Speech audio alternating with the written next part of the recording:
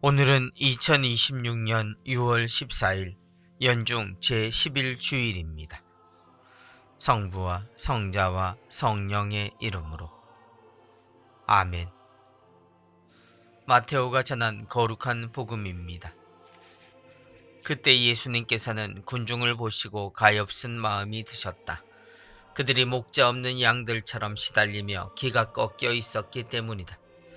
그래서 제자들에게 말씀하셨다. 수확할 것은 많은데 일꾼은 적다. 그러니 수확할 밭의 주인님께 일꾼들을 보내주십사고 청하여라. 예수님께서 12 제자를 가까이 부르시고 그들에게 더러운 영들에 대한 권한을 주시어 그것들을 쫓아내고 병자와 허약한 이들을 모두 고쳐주게 하셨다. 12 사도의 이름은 이러하다.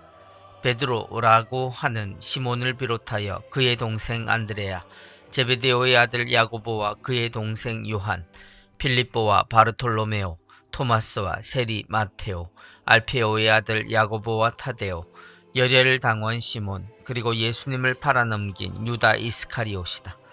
예수님께서 이 12 사람을 보내시며 이렇게 분부하셨다. 다른 민족들에게 가는 길로 가지 말고 사마리아인들의 고을에도 들어가지 마라. 이스라엘 집안의 길 잃은 양들에게 가라.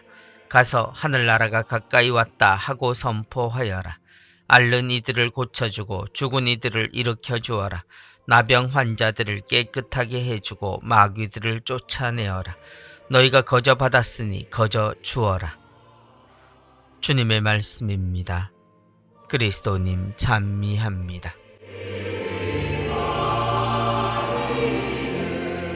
수확할 것은 많은데 일꾼은 적다. 주일마다 이어지던 대축일들이 지나고 이제 우리는 연중 주일로 시작하는 시기에 와 있습니다.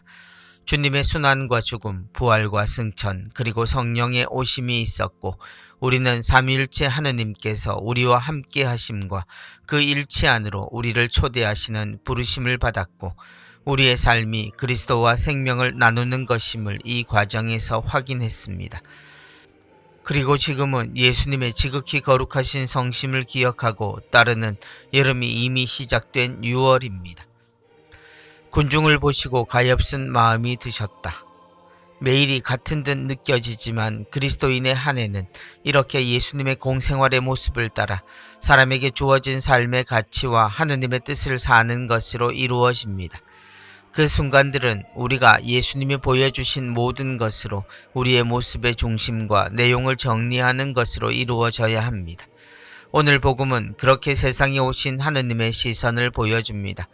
하느님의 백성 이스라엘 백성들이 주님께 모여드는 상황에서 주님의 시선은 그들에게 가장 중요한 것이 빠져 있음을 알려줍니다. 목자 없는 양들처럼 시달리며 기가 꺾여 있었기 때문이다.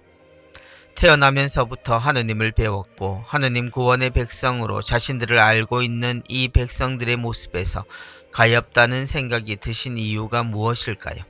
그들에게 하느님을 알려준 목자의 자리, 곧 모세의 자리에 있는 이들이 전해준 자신들의 위치는 하느님께 벌을 미리 예고받은 듯 사는 이들의 모습이었습니다. 하느님의 사랑을 받고 귀함을 인정받은 사람들이 따로 있는 듯 율법을 소중하게 가르치고 스스로 지킨다 자신하는 이들은 이미 세상에서 죄인의 영역을 나누고 사람들 대부분이 고개 숙여 하느님 앞에서 자세를 취하고 제물을 바치고 봉헌을 하는 의무에 사로잡힌 삶을 살았습니다. 율법은 사랑 위에 전해졌으나 사랑 없는 의무만 존재하는 율법은 사람을 죄의 노예로 만들거나 위선 속에서 자신을 속이는 사람만을 만들었습니다. 그런 사람들의 삶에서 예수님은 당신과 같은 몫을 할 이들이 필요하다는 것을 말씀하십니다.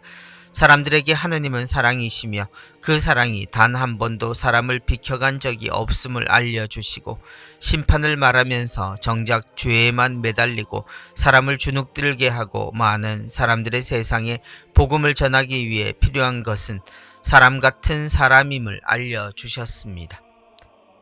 수확할 것은 많은데 일꾼은 적다. 그리고 12 제자를 정하신 예수님이십니다. 결국 사람은 사람에게서 하느님을 알아야 하고 자신에게 열린 구원을 보기 위해 필요한 일꾼의 첫 사람들이 뽑힌 셈입니다. 그런데 그들은 하나같이 당신께 모여든 이들과 다름이 없는 평범한 존재들이었습니다. 보통 우리는 스승과 제자들을 이야기할 때 자격이나 수준 등을 따질 때가 많습니다.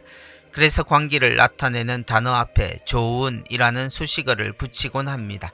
그런데 예수님의 12제자, 또 생각해보면 스승이신 예수님조차 세상의 기준에는 좋은 스승과 제자는 아닌 듯 보입니다.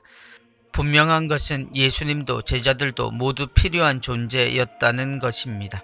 세상에 오신 외아들 하느님도 또 그분이 정하신 12제자들도 사람들에게 하느님의 뜻을 전할 필요의 몫으로 등장했고, 그것도 모든이 인류에 가장 적합한 보통의 삶을 사는 이들이었다는 것이 하늘나라의 뜻을 현실로 만들 수 있었던 효과적인 결정이었음을 봅니다. 우리는 초인적이고 초월적인 예수 그리스도를 믿고 따르는 것이 아닙니다. 우리는 하느님이고 전지전능하신 분이 사람이 되셨고 우리 안에 계셨음을 알고 하느님을 전하기 위해 꼭 우리와 같은 사람을 일꾼으로 부르시고 그런 사람들이 이루는 하늘나라를 알려주셨음을 기억해야 합니다. 초인이, 능력자가, 권위 있는 이가 이루는 나라는 이미 하늘나라가 아닐 수 있다는 이야기입니다. 지금 우리 눈에 보이는 세상과 사람은 여전히 가엾다는 생각을 떨쳐버리기 쉽지 않습니다. 주님의 선택과는 달리 교회는 실력 있는 이들을 이처럼 훌륭하게 정하고 선발하는데도 말입니다. 무엇이 잘못되었는가? 모두가 알지만 하지 않는 것을 찾아야 할 듯합니다.